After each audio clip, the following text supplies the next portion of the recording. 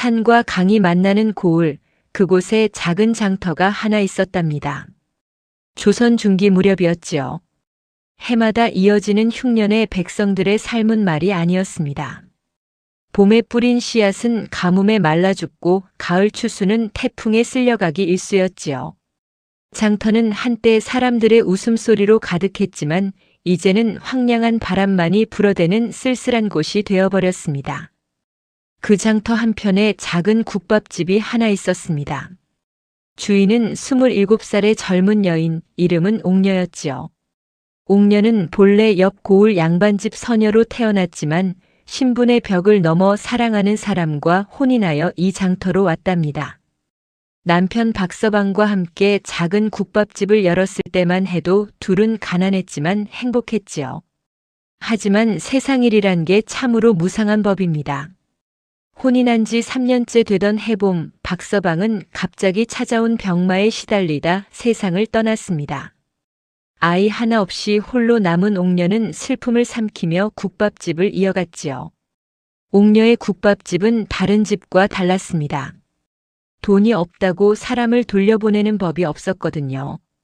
추운 겨울날 떨고 있는 거지가 오면 따뜻한 국밥 한 그릇을 내주었고 품팔이꾼이 일거리를 찾지 못해 굶주리면 밥상을 차려주곤 했습니다.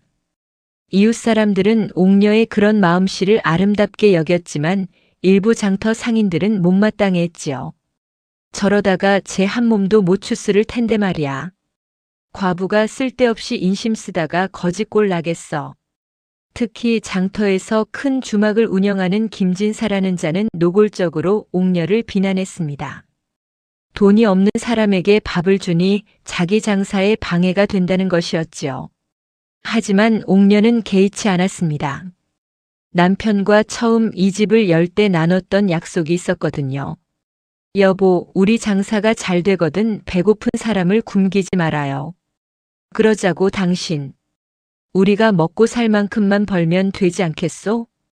그 약속을 지키는 것이 옥녀에게는 남편과의 마지막 연결고리였습니다. 국밥을 끓일 때면 항상 남편의 얼굴이 떠올랐지요. 아궁이에 불을 지피고 뼈를 삶아 국물을 우려내고 손때 묻은 그릇에 밥을 담을 때마다 남편이 함께 있는 것만 같았답니다. 그해 겨울은 유난히 추웠습니다. 섣달 그물이 다가오는데도 눈은 그칠 줄을 몰랐지요. 사람들은 집 안에만 웅크리고 있었고 장터는 더욱 한산해졌습니다. 옥녀도 장사를 접을까 생각했지만 혹시라도 배고픈 사람이 찾아올까봐 매일 아침 일찍 가게 문을 열었지요. 어느 날 밤이었습니다.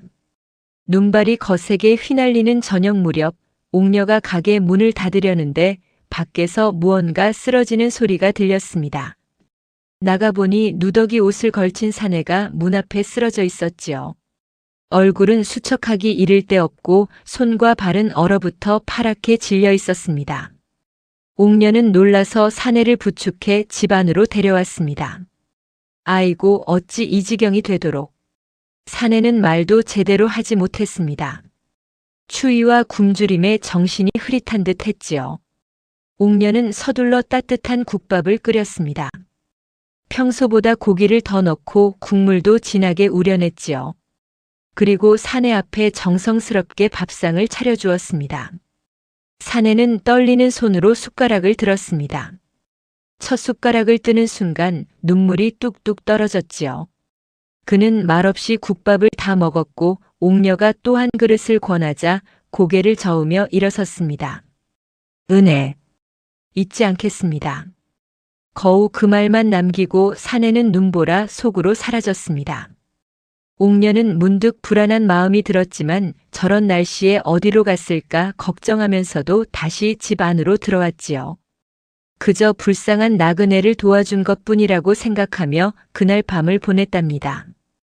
다음 날 아침 옥녀가 일찍 일어나 가게 뒤편을 정리하다가 이상한 것을 발견했습니다. 장독대 옆 항아리 곁에 무언가 반짝이는 물건이 놓여 있었거든요. 가까이 가서 보니 그것은 금덩이였습니다. 어른 주먹만 한 크기의 금덩이가 새벽 햇살을 받아 눈부시게 빛나고 있었지요. 이게 대체 무엇이람? 옥녀는 처음에는 꿈인가 싶어 눈을 비볐습니다. 하지만 아무리 봐도 진짜 금이었지요.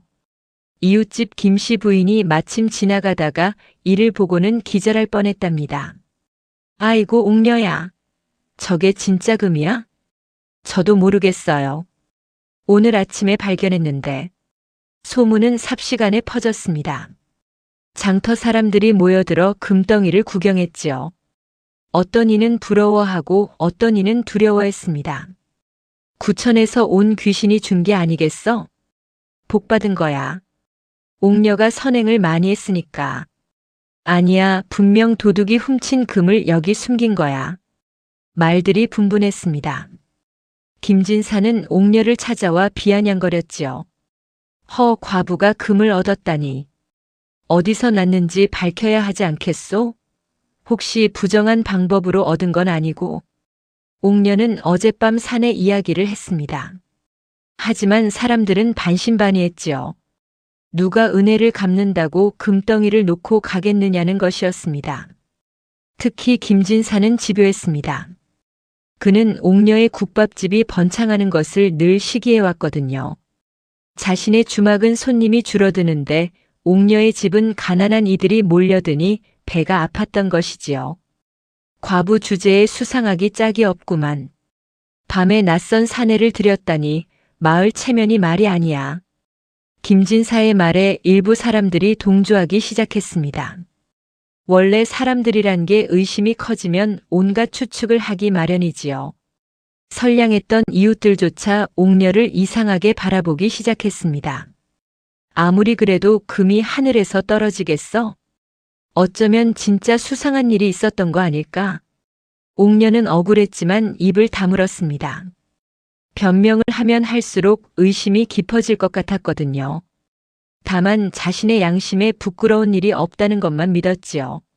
며칠 뒤 소문은 관아까지 닿았습니다. 고을 사또가 아전을 보내 옥녀를 불러들였지요. 관아 마당에 꿇어앉은 옥녀는 떨리는 목소리로 사실대로 말했습니다. 하지만 사또는 믿지 않았습니다. 과부 주제에 금을 숨기고 있다가 들통날까봐 꾸며낸 이야기가 아니냐? 아니옵니다, 사또님. 정말로 그런 일이 있었습니다. 증거가 있느냐? 그 사내가 누군지 아느냐? 옥녀는 대답할 수 없었습니다. 사또는 의심의 눈초리를 거두지 않았지요. 옥녀를 고문하여 진실을 밝혀야 한다는 목소리도 있었습니다. 그때 뜻밖의 일이 벌어졌습니다. 장터 사람들이 때로 몰려온 것이었지요. 앞장선 이는 옥녀의 이웃인 최씨 노인이었습니다. 사또님, 옥녀는 결백한 사람입니다. 저희가 모두 증인입니다. 그렇습니다. 옥녀는 평생 남을 도운 사람이옵니다. 의심하지 말아주십시오. 옥녀가 없었으면 저희 식구는 지난 겨울을 넘기지 못했을 것입니다. 사람들이 하나둘 입을 열었습니다. 옥녀에게 도움받았던 이들의 이야기가 쏟아졌지요. 병든 아이를 위해 약값을 대준 일, 일거리를 잃은 가장에게 밥을 먹인 일, 추운 겨울날 얼어 죽을 뻔한 노인을 구한 일들이 증언되었습니다. 사또는 난처한 표정을 지었습니다. 이렇게 많은 사람들이 옥녀의 편을 들 줄은 몰랐거든요. 하지만 김진사가 끼어들었지요.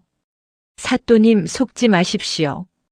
평소 행실이 좋았다고 해서 이번 일이 정당화되는 것은 아닙니다.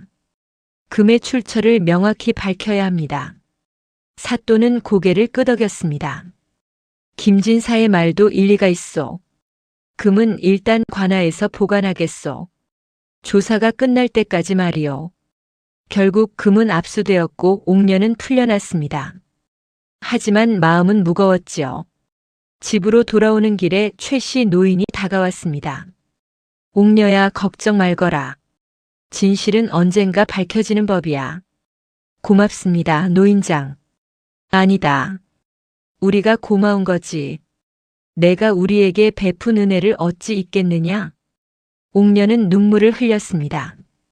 어려운 상황에서도 자신을 믿어주는 사람들이 있다는 것이 감사했지요. 그날 밤부터 옥녀는 잠을 이룰 수 없었습니다. 혹시 그 사내가 도적이었다면? 혹시 영모를 꾸미는 자들의 자금이었다면 생각할수록 두려웠습니다. 동시에 사내가 다시 올까 하는 기대도 있었지요. 그가 다시 와서 진실을 밝혀주기를 바랐답니다. 며칠이 지나자 더 큰 문제가 생겼습니다. 김진사가 마을 사람들을 선동하기 시작한 것이었지요. 그는 술집에서 장터에서 사람들이 모이는 곳마다 다니며 옥녀에 대한 나쁜 소문을 퍼뜨렸습니다. 과부가 낯선 사내와 밤을 보냈다는데 그게 말이나 되는 소리요?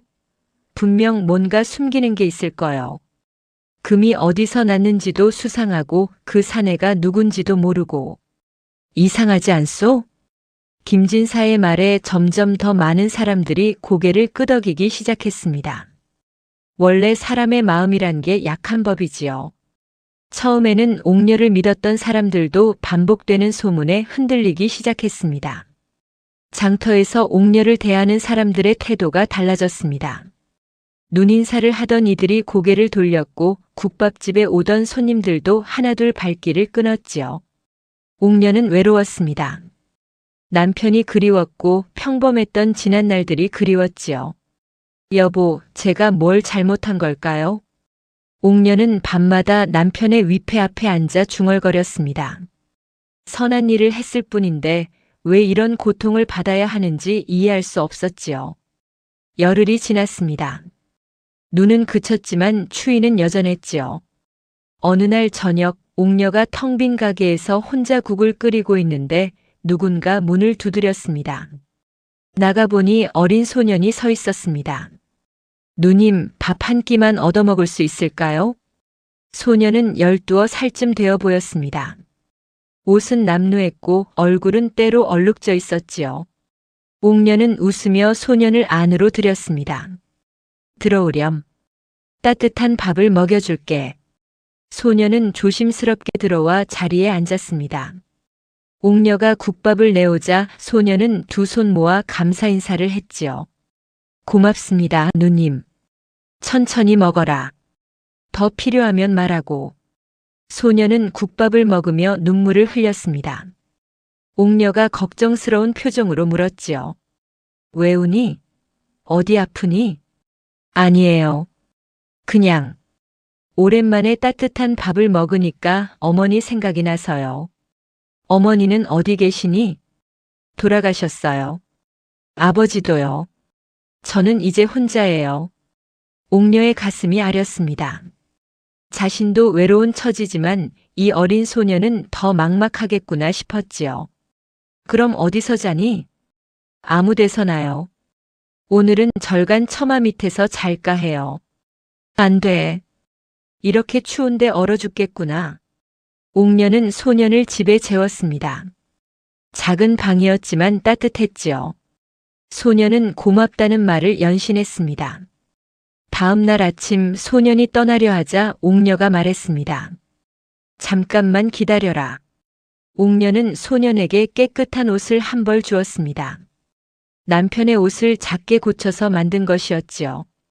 그리고 주머니에 돈 몇 푼을 쥐어주었습니다. 이걸로 끼니를 때우렴. 그리고 일거리를 찾아보고.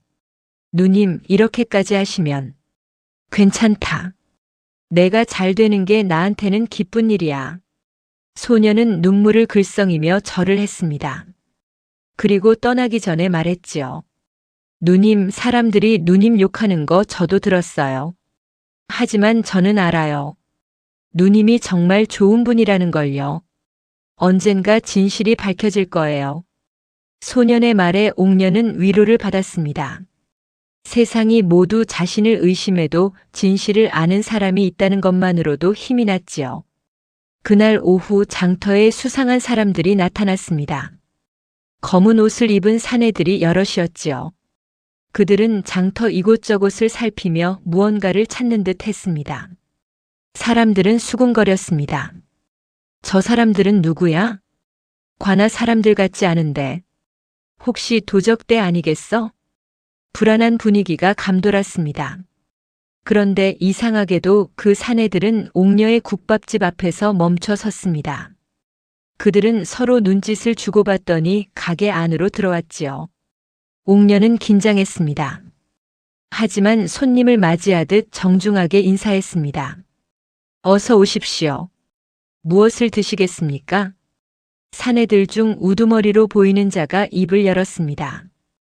국밥 4그릇 주시오. 알겠습니다. 옥녀는 국밥을 준비했습니다. 손이 떨렸지만 최대한 평정을 유지하려 애썼지요. 사내들은 말없이 밥을 먹었습니다.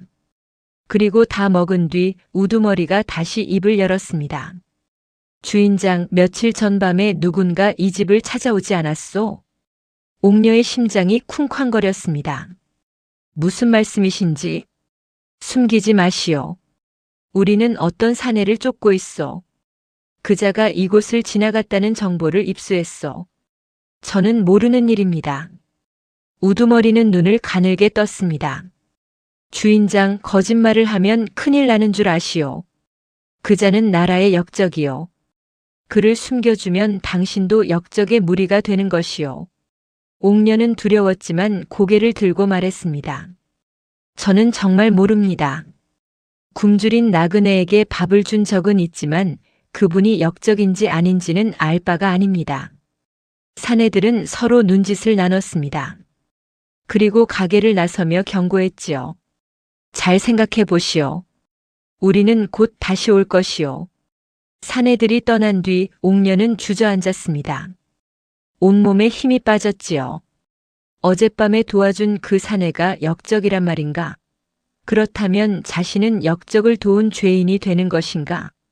밤이 깊어갔습니다. 옥녀는 잠들 수 없었습니다. 온갖 생각이 머릿속을 스쳤지요. 그때 또다시 문을 두드리는 소리가 들렸습니다. 옥녀는 가슴이 철렁 내려앉았습니다. 혹시 그 사내들이 다시 온 것은 아닐까? 조심스럽게 문을 열어보니 그곳에는 그 사내가 서 있었습니다. 하지만 이전과는 사뭇 다른 모습이었지요.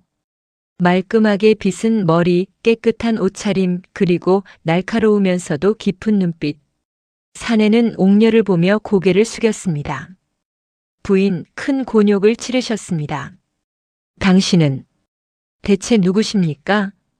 사내는 품에서 무언가를 꺼냈습니다. 그것은 암행어사의 마패였지요. 옥녀는 놀라 그 자리에 주저앉았습니다. 암행어사. 어사또님이셨습니까? 그렇소. 나는 조정의 밀명을 받고 역적의 무리를 추적하던 중이었소. 그들은 왕실의 금을 빼돌려 역모를 꾸미고 있었지. 내가 그들의 소굴을 급습하여 금을 되찾았으나 추적당하는 신세가 되었소. 변장을 하고 도망치다가 이곳까지 왔는데 굶주림과 추위로 죽을 지경이었지. 옥녀는 숨을 죽이고 들었습니다. 부인이 내게 준 국밥 한 그릇이 내 목숨을 살렸소. 아니, 단순히 목숨뿐이 아니었소. 이 추운 세상에도 따뜻한 마음을 가진 사람이 있다는 것을 깨달았지. 내가 놓고 간 금덩이는 내가 되찾은 왕실의 금 중 일부였소. 부인의 선행에 대한 보답이었지. 하지만 그 금 때문에 저는 알고 있소. 그래서 다시 찾아왔소. 그리고 오늘 낮에 이곳을 찾아온 자들은 진짜 역적의 무리요. 그들이 나를 쫓고 있소. 옥녀는 두려움에 떨었습니다. 그렇다면 지금도 위험한 것 아닙니까? 그렇소. 하지만 부인을 그냥 두고 갈 수 없었소. 사내는 품에서 문서 하나를 꺼냈습니다. 이것은 이 고을 사또와 김진사가 결탁하여 백성들을 괴롭힌 증거를 담은 문서요. 그들은 흉년을 틈타 부정한 방법으로 재물을 모았소. 내가 암행하며 모은 증거들이지. 이 문서를 사또에게 제시하면 부인의 억울함은 풀릴 것이요. 옥녀는 문서를 받아들었습니다. 하지만 곧 의문이 들었지요. 이걸 제시하면 어사또님의 신분이 드러나는 것 아닙니까? 그렇소. 나는 아직 임무를 끝내지 못했소. 역적의 우두머리는 아직 잡지 못했지. 내 신분이 드러나면 그들이 도망칠 것이고 나의 목, 숨도 위태로워질 것이요. 옥녀는 당황했습니다. 자신을 구하려면 어사또의 목숨을 위험에 빠뜨려야 한다는 것이었지요. 저는 이 문서를 쓸 수 없습니다. 부인 생각해 보시오. 부인은 아무 잘못이 없어. 그저 굶주린 사람을 도왔을 뿐인데 의심받고 고통받고 있지 않소? 그렇지만 제가 어찌 은인의 목숨을 담보로 제 한 몸을 구하겠습니까? 저는 그럴 수 없습니다. 사내는 옥녀를 오래 바라보았습니다. 그의 눈에 감동이 어렸지요. 부인은 정말로 보기 드문 분이시오. 저는 다만 제 양심대로 할 뿐입니다. 어사또님, 부디 임무를 무사히 마치시고 역적들을 잡으십시오. 그것이 나라를 위하는 길이고 백성을 위하는 길입니다. 저 하나쯤이야. 아니요, 부인.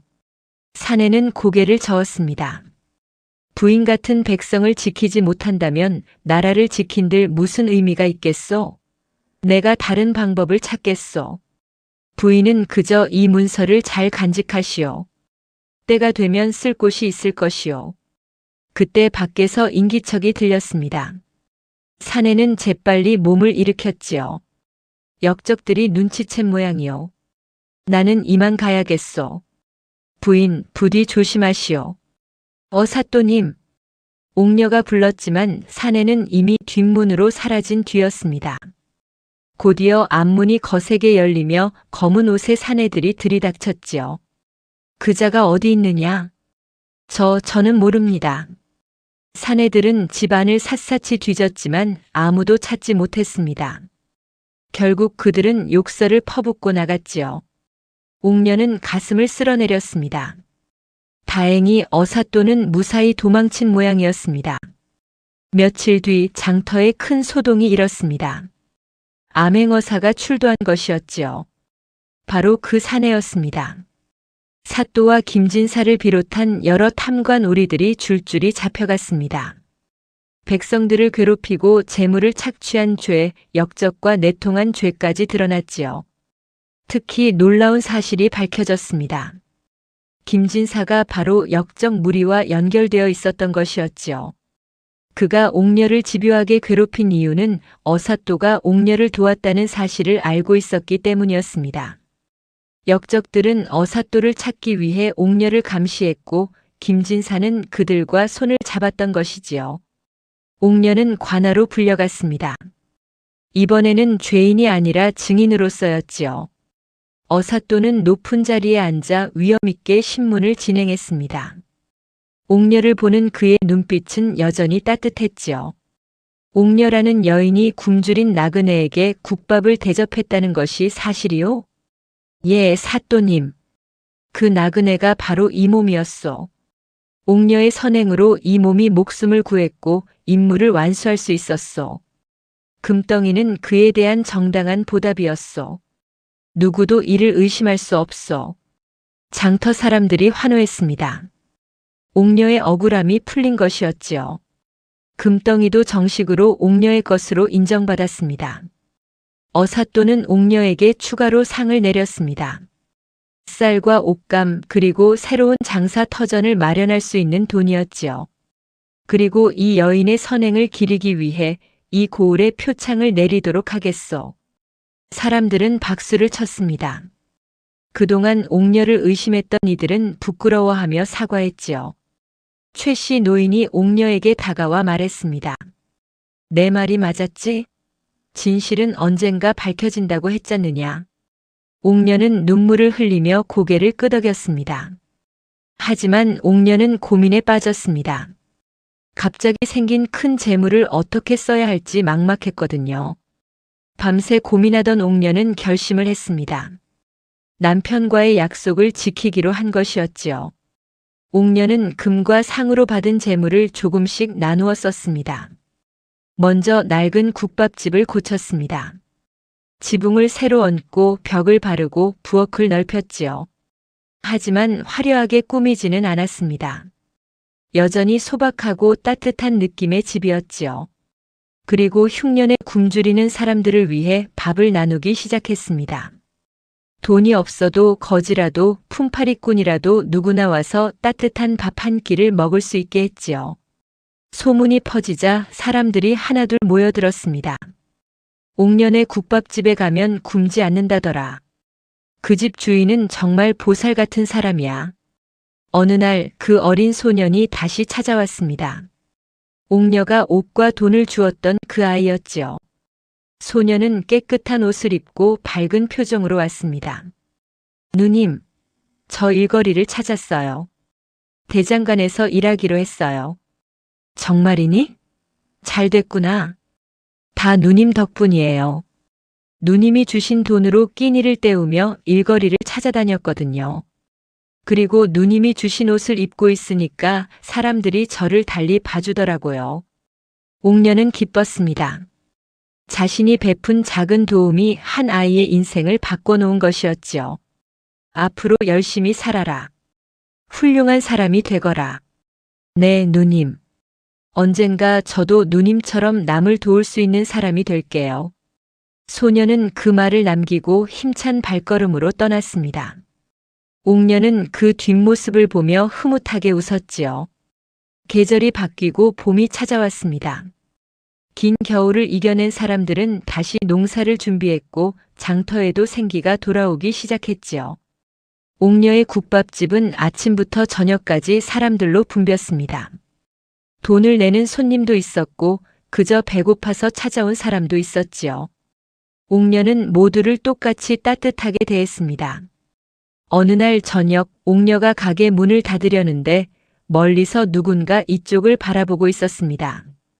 희미한 석양빛 속에서 그 사람의 얼굴은 잘 보이지 않았지만 옥녀는 알 수 있었습니다. 어사또였지요. 옥녀는 손을 들어 인사를 건넸습니다. 어사또도 고개를 숙여 답례했지요. 그리고 천천히 돌아서서 걸어갔습니다. 옥녀는 그의 뒷모습을 바라보며 생각했습니다. 그는 또 어디론가 떠나는 것이겠지요. 나라를 위해, 백성을 위해 자신의 목숨을 걸고 싸우러 가는 것이겠지요. 옥녀는 가슴 한편이 아렸습니다. 그와 더 많은 이야기를 나누고 싶었습니다. 그의 이름도 고향도 가족도 묻고 싶었지요. 하지만 그럴 수 없다는 것을 알았습니다. 그는 암행어사였고 자신의 신분을 숨기고 살아야 하는 사람이었으니까요. 부디 무사하십시오. 옥녀는 마음속으로 기도했습니다. 그리고 집 안으로 들어갔지요. 남편의 위패 앞에 앉아 조용히 말했습니다. 여보, 우리 약속 지켰어요. 배고픈 사람들을 돕고 있어요. 당신도 기뻐하겠지요? 위패는 대답이 없었지만 옥녀는 남편이 미소 짓고 있을 거라 믿었습니다. 계절은 또 바뀌었습니다. 여름이 지나고 가을이 왔지요. 다행히 그 해는 풍년이었습니다. 백성들의 얼굴에 웃음이 돌아왔고 장터는 다시 활기를 찾았지요. 옥녀의 국밥집도 더욱 번창했습니다. 사람들은 옥녀의 집을 복 터지는 집이라 불렀습니다. 한번 찾아온 손님은 반드시 다시 온다는 소문이 돌았지요. 어떤 이는 옥녀의 국밥을 먹고 병이 나았다고 했고 어떤 이는 장사가 잘 풀렸다고 했습니다. 물론 미신에 불과한 이야기였지만 사람들은 그렇게 믿었지요. 옥녀는 여전히 검소하게 살았습니다. 금덩이로 생긴 재물도 모두 이웃과 나눴습니다. 가난한 아이들에게 책과 옷을 사주고 병든 노인들에게 약을 지어주었지요. 그러자 이상한 일이 생겼습니다. 옥녀의 재물은 줄어들지 않았습니다. 오히려 장사가 더 잘 되었고 고가는 항상 가득 차 있었지요. 마을 사람들은 이렇게 말했습니다. 한 그릇의 인심이 금보다 귀하다니 정말 옛말이 틀림없구나. 옥녀는 복을 받을 만한 사람이야. 욕심 부리지 않고 나누니까 더 큰 복이 오는 거야. 어느덧 몇 년이 흘렀습니다. 옥녀도 나이를 먹어 30을 넘겼지요. 재혼하라는 권유도 여러 번 있었지만 옥녀는 거절했습니다. 남편에 대한 의리도 있었지만 지금의 삶이 만족스러웠거든요. 어느 가을날 저녁이었습니다.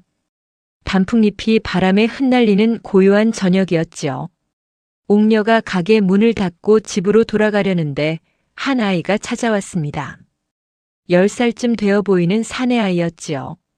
아주머니, 이거 전해드리라고 하셨어요. 아이가 건넨 것은 작은 보따리였습니다. 옥녀가 누가 보냈냐고 묻자 아이는 고개를 저었지요. 잘 모르겠어요. 그냥 깨끗한 옷 입은 어른이었어요. 이거 꼭 전해달라고 하시면서 떡을 주셨어요. 아이는 그 말을 남기고 종종 걸음으로 사라졌습니다. 옥녀는 보따리를 열어보았습니다. 안에는 비단 천에 싼 작은 물건이 하나 들어있었지요. 그것은 작은 옥 놀이개였습니다.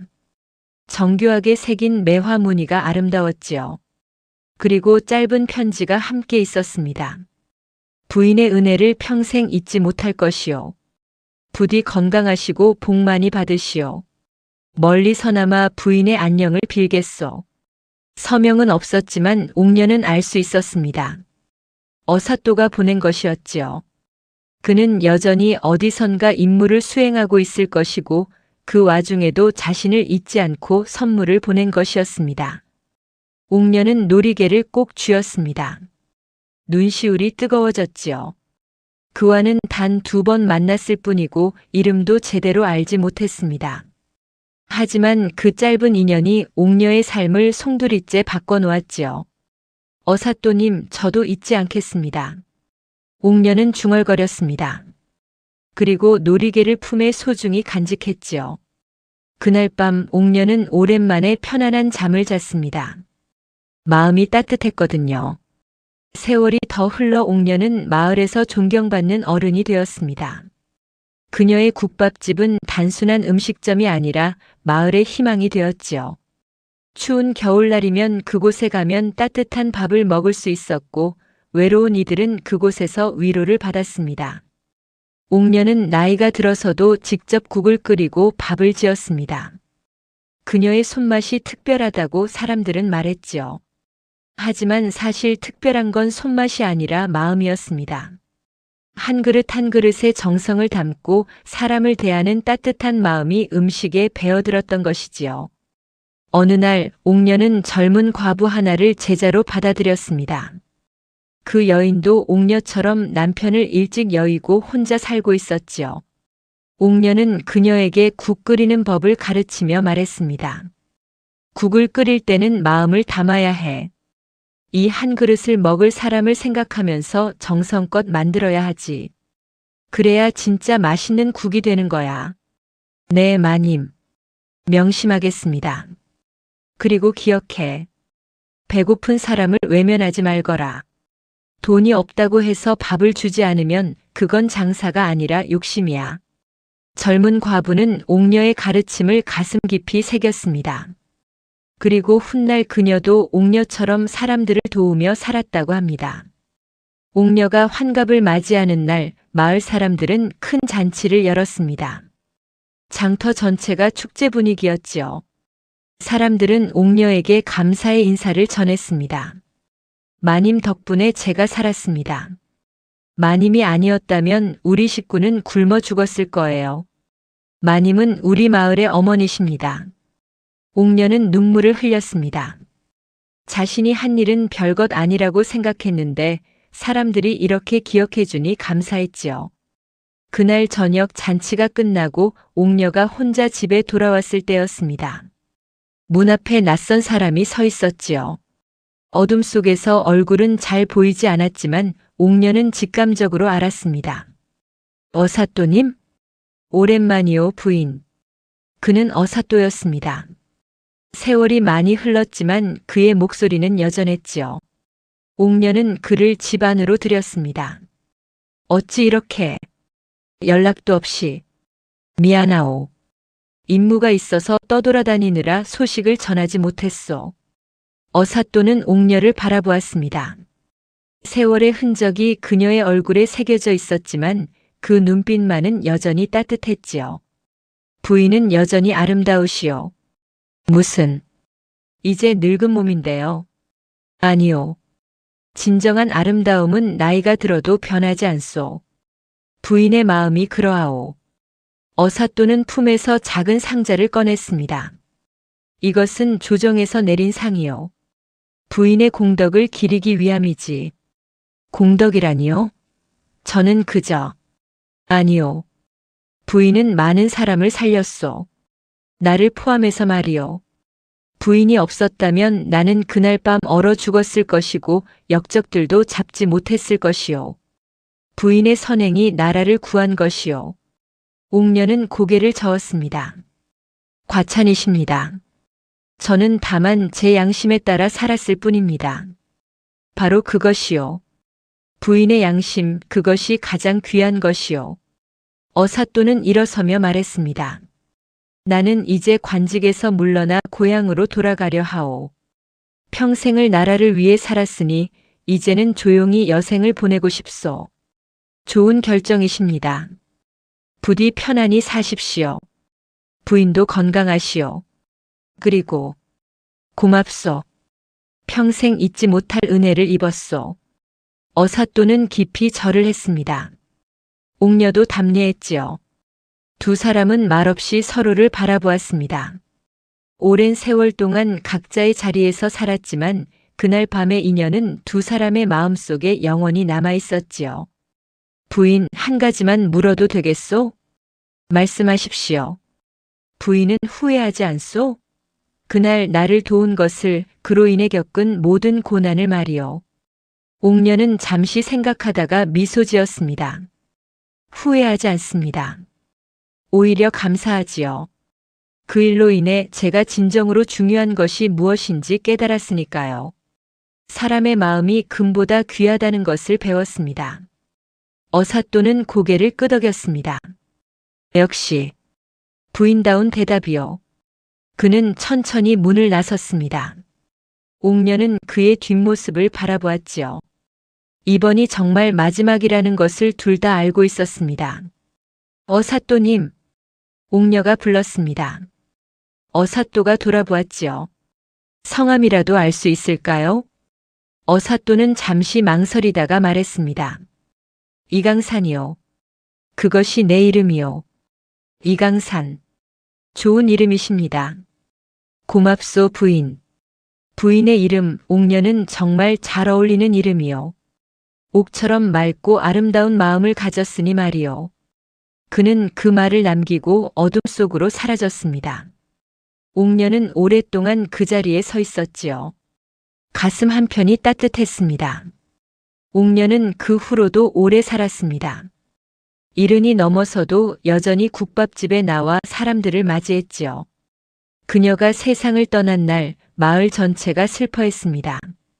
장례식에는 수백 명의 사람들이 모였고 모두들 옥녀를 기리며 눈물을 흘렸지요. 옥녀의 국밥집은 그녀의 제자가 이어받아 대대로 운영되었습니다. 가게 입구에는 나무 현판이 걸렸는데 거기에는 이렇게 쓰여 있었습니다. 한 그릇의 따뜻함. 그리고 그 옆에 작은 비석이 세워졌지요. 거기에는 옥녀의 이야기가 새겨져 있었습니다. 이곳에 옥녀라는 여인이 살았노라. 그는 추운 겨울날 굶주린 이에게 따뜻한 국밥 한 그릇을 대접했고 그 작은 선행이 한 사람의 목숨을 살렸으며 나아가 나라를 구했노라. 그는 욕심 없이 살았고 이웃을 사랑했으며 평생을 나눔으로 살았노라.